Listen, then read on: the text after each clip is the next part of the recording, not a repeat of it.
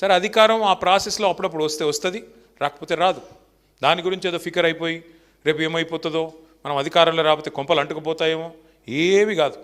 భూమి అట్లున్నది ఇట్లేం కాదు, ఆకాశం అట్లా కింద ఇరిగి కింద పడదు, ఎవరు ముఖ్యమంత్రి ఉన్నా ఉండకపోయినా ఏం ఆగదు. కానీ ప్రజలు ఆలోచించుకోవాలి, ఎన్నికలు రాగానే కన్ఫ్యూజ్ కావద్దు. కేసీఆర్ గారు చిల్కకు చెప్పినాడు ప్రతి సభలో. మీ కల్వకుర్తికి కూడా వచ్చి చాలా సావధానంగా ఓపికగా చెప్పినారు కేసీఆర్ గారు.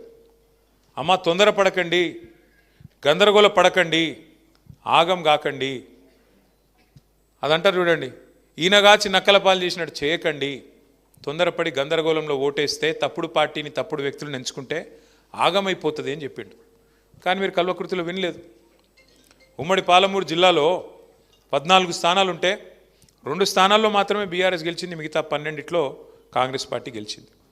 పాలమూరు బిడ్డను, పాలమూరు గోసదీరుస్తా, పాలమూరు దశ మారుస్తా అని చెప్పి గెలిచిన రేవంత్ రెడ్డి గారు ఇవాళ ముఖ్యమంత్రిగా ఉన్నారు.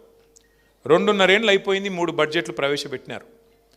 ఒక్కసారి దయచేసి గుండె మీద చేసుకొని పాలమూరు బిడ్డలు ఆలోచించాలని నేను విజ్ఞప్తి చేస్తా ఉన్నాను. ఇది మా అధికారం కోసమో మా కోటేయమని చెప్పట్లేదు, నేను మాకేదో కావాలని చెప్పట్లేదు. అధికారం ఏమీ కొత్త కాదు. 14 ఏళ్ళు ఉద్యమంలో ఉన్నాం, 10 ఏళ్ళు అధికారంలో ఉన్నాం, గత 2.5 ఏళ్ళు ప్రతిపక్షంలో ఉన్నాం. మళ్ళీ గెలిస్తే అధికారం వస్తుంది, కొత్త ఏం కాదు అది. కానీ దయచేసి పాలమూరు బిడ్డలు ఆలోచన చేయాలి. 2.5 ఏళ్ళ కాంగ్రెస్ ప్రభుత్వం, రేవంత్ రెడ్డి గారి ప్రభుత్వం పాలమూరుకి ఏమన్నా మంచి చేసిందా చెడు చేసిందా మీరు ఆలోచన చేయండి. 10 ఏళ్ళ కేసీఆర్ గారి ప్రభుత్వం పాలమూరుకు మంచి చేసిందా చెడు చేసిందా అది కూడా బేరీజ్ వేసుకోండి. ఇవాళ ముఖ్యమంత్రి మీ జిల్లా బిడ్డ, కానీ మీ జిల్లాకి ఏమైనా లాభం జరిగిందా? మీ కల్వకుర్తికి ఏమైనా జరిగిందా? మీ మాడుగులకు ఏమైనా జరిగిందా? మీ అప్పారెడ్డిపల్లికి ఏమైనా జరిగిందా? ఆలోచన చేసుకోండి. ఎందుకంటే కేసీఆర్ గారు ఆయన ఒక ప్రాంతానికి సంబంధించిన నాయకుడు కాదు, ఒక జిల్లాకు సంబంధించిన నాయకుడు కాదు, ఒక నియోజకవర్గానికి సంబంధించిన నాయకుడు కాదు. తాను ప్రాణాన్ని ఫనంగా పెట్టి కేసీఆర్ సచ్చుడో తెలంగాణ వచ్చుడో అని చెప్పి జిద్దు మీద కొట్లాడి తెలంగాణ తెచ్చిన నాయకుడు.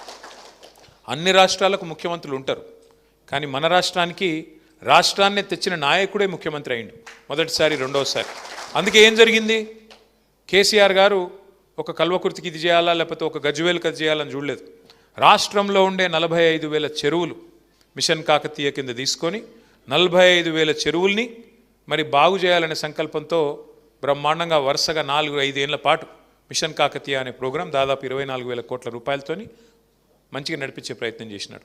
ఎందుకంటే చెరువు బాగుంటే ఊరు బాగుంటుంది, చెరువు బాగుంటే రైతు బాగుంటాడు, రైతు చుట్టూ అలుముకున్న వ్యవస్థ బాగుంటుంది, గ్రామీణ ఆర్థిక వ్యవస్థ బాగుంటే గ్రామం బాగుంటుంది, కుల వృత్తులు బాగుంటే అన్నీ బాగుంటాయి.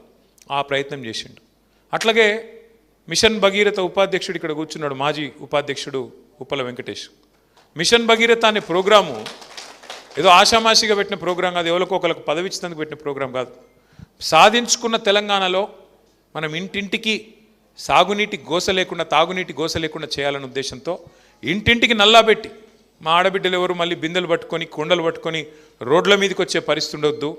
వాళ్ళు లంబాడి తాండాల్లో ఉండొచ్చు, కోయగూడెంలో ఉండొచ్చు, లేదా చిన్న పల్లెలో ఉండొచ్చు, లేదా గ్రామంలో ఏ మూలకన్నా ఉండొచ్చు, ఎవరికి అవస్థ కావద్దు అని చెప్పి ఇంటింటికి నల్లా పెట్టి నీళ్ళు అడుగుతా.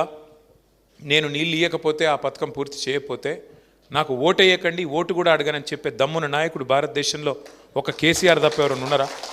ఆలోచించండి. ఎన్నికల్లో కేసీఆర్ గారు అడ్డమైన హామీలు ఇవ్వలేదు.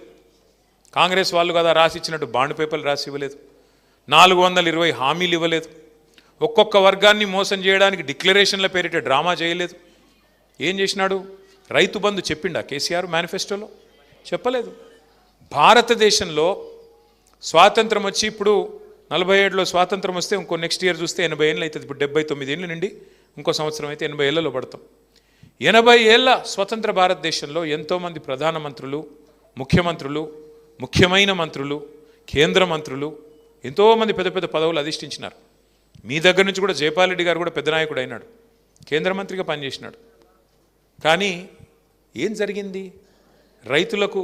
రైతుల గురించి స్పీచ్లు, రైతుల గురించి డైలాగులు, నోట్లోంచి ప్రేమలు కారిపోయినాయి తప్ప ఎన్నడన్నా కేసీఆర్ గారు చేసినట్టు నీకు ఎన్ని ఎకరాలు ఉన్నాయన్న దాంతో నిమిత్తం లేకుండా, నీకు 2 ఎకరాలు ఉంటే 2టికి, 10 ఎకరాలు ఉంటే 10టికి, ఎంత ఉంటే గంతకు రైతు బంధు అనే ప్రోగ్రాం పెట్టి 70 లక్షల మంది రైతుల ఖాతాల్లో 11 విడతలుగా 73,000 కోట్లు వేసిన నాయకుడు ఒక్కడన్నా ఉన్నాడా భారతదేశంలో?